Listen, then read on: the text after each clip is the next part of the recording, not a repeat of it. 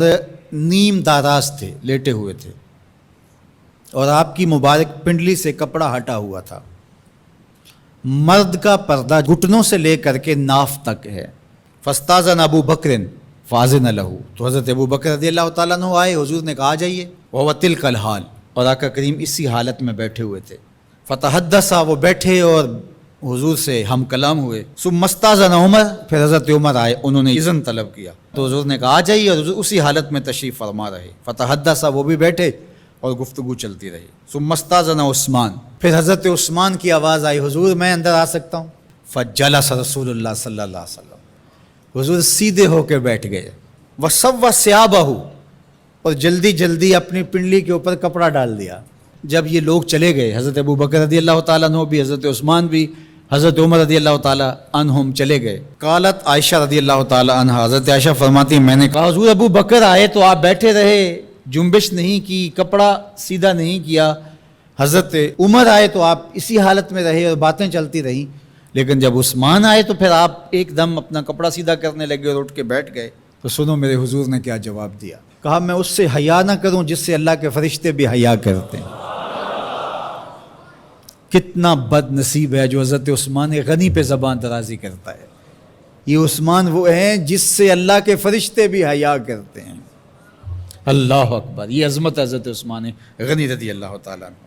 فرماتے ہیں حضرت مرہ بن قاب رضی اللہ تعالیٰ عنہ، حضور نے فتنوں کا ذکر کیا، فرماتے ہیں فمر رجل مقنع فی ثوب، ایک شخص گزرا اور اس نے اپنے سر کے اوپر چادر اوڑھی ہوئی تھی، وہ چادر سے اپنے چہرے کو ڈھانپا ہوا تھا۔ فرمایا جب فتنے ہوں گے اور بہت فتنے اتریں گے تو یہ شخص جو گزر رہا ہے، یہ چادر اوڑھے جا رہا ہے، یہ اس دن حق پہ ہوگا، یہ ہدایت پہ ہوگا۔ مرہ بن کعب کہتے ہیں میں دوڑا کہ میں دیکھوں یہ خوش نصیب کون ہے، تو جب نیڑے ہو کے دیکھا تو حضرت عثمان غنی رضی اللہ تعالیٰ، کیا تو میں نے حضرت عثمان غنی کے سر کو پکڑ کے حضور کی جانب ان کا رخ پھیرا۔ فقلت ھذا، میں نے کہا حضور یہ؟ کالا نام، کہا ہاں یہی۔ حضور نے حضرت عثمان غنی رضی اللہ تعالیٰ عنہ کی طرف اشارہ کر کے کہا جب فتنے بہت زیادہ ہو جائیں گے تو یہ شخص اس فتنوں کے زمانے میں مظلوماً شہید کیا جائے گا۔ تو حضرت عثمان غنی رضی اللہ تعالیٰ عنہ پر 40 دن تک پانی بند رہا، اپنے گھر میں معصور ہو کے رہ گئے، سخت اذیتیں کاٹیں۔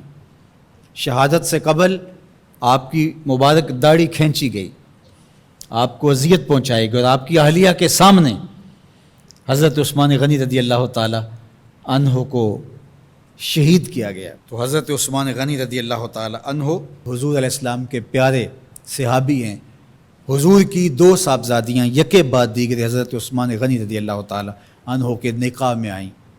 آپ کے بہت سارے نمایاں وصف ہیں جن میں حضور کا 2 مرتبہ داماد بننا، اور پھر فرمایا اگر میری اور بھی صاحبزادیاں ہوتی تو میں عثمان سے نکاح کر دیتا، اور پھر ذوالہجرتین 2 ہجرتیں، حبشہ کی جانب اور مدینہ المنورہ کی جانب، پھر شہادت کا اعزاز، اولین مسلمانوں میں ان کا شمار ہے، 10 مبشرہ میں ان کا شمار ہے، 4 خلفائے راشدین کے اندر ان کا 3را نمبر ہے۔ جمع قرآن اور نشر قرآن کی سعادت اللہ نے ان کے حصے میں رکھی۔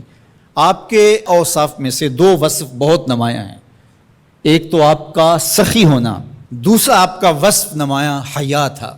تو آج حضرت عثمان غنی رضی اللہ تعالیٰ عنہ کی ان صفتوں کو، حیا کو اپنے کلچر میں فروغ دینے کی ضرورت ہے، اپنی معاشرت میں فروغ دینے کی ضرورت ہے۔ ایک مرد ہو کے اتنا حیا دار، تو پھر عورت ہو کر حیا کی چادر پھاڑ دے اور وہ اس کو آزادی کا نام دے، تو اس سے وہ نسوانیت کا نور رخصت ہو گیا۔ اقبال نے کہا تھا جس علم کی تاثیر سے زن ہوتی ہے نازن، کہتے ہیں اسی علم کو ارباب نظر موت۔ تو حضرت عثمان غنی رضی اللہ تعالیٰ عنہ حیا اور سخاوت کے بحر بے کراں تھے۔ بزرگوں کی سیرت اس لیے بیان کی جاتی ہے کہ ان کے نقوش پا کو اختیار کرنے کا جذبہ پیدا ہو۔ ان کا ذکر کرنا اس امت پر قرض ہے، اور ان کی محبت اور ان کا پیار اس امت کے رگ و ریشہ کے اندر محو نفوذ ہونا چاہیے۔